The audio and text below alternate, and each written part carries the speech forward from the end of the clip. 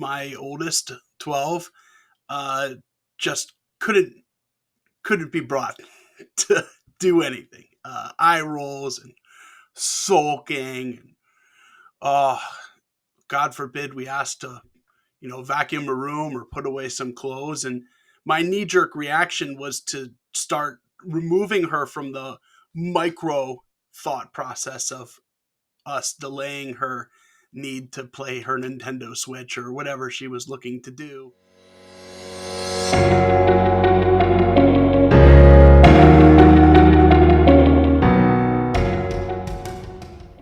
Hello, and welcome to Enter the Nebula, episode 23. My name's Mike Ergo, and this week we're going to talk about, as leaders, how we view different situations from a macro and micro level, and when and how it's appropriate to do so.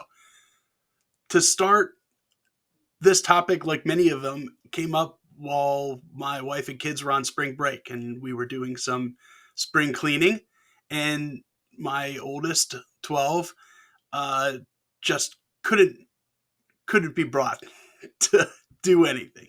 Eye rolls and sulking. And, uh, God forbid we asked to, vacuum a room or put away some clothes. And my knee jerk reaction was to start removing her from the micro thought process of us delaying her need to play her Nintendo Switch or whatever she was looking to do, and zoom out and say, hey, we're trying to help you create some really great habits here.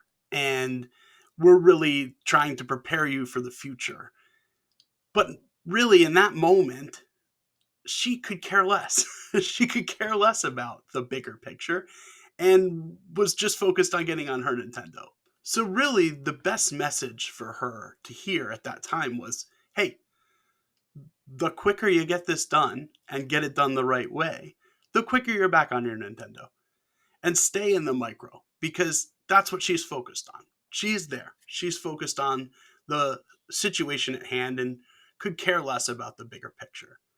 I think sometimes as leaders, we miss that, and we miss that with our people one way or another. Sometimes we're so in the micro and we're so focused on the day-to-day task that we forget about the bigger picture, and we forget to take a step back and show our teams that, hey, we can take a breath and look at the bigger picture and see where we really are. And other times our people are like my daughter, where they're in a fire and they don't want to hear about the bigger picture. They want help getting out of the fire. And then once they're out of the fire, in a calmer moment, they're going to hear about that bigger picture.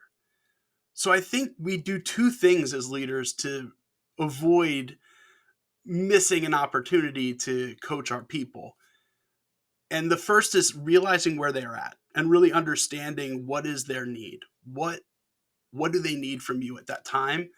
And then focus on that. Focus on that need and meet them where they're at. The second thing as leaders that we need to do is take a step back and just think about, what can we shoulder that they don't need to shoulder, right? Going back to my daughter, she's 12. She could care less right now about how she's going to clean in adulthood. And nor should she have to lose any sleep over that. The same way that sometimes we want to be transparent as leaders, but some things we should just shoulder. We don't need to share with our folks because they don't need to stress over some things that are really outside of their control, and your job as a leader to really handle.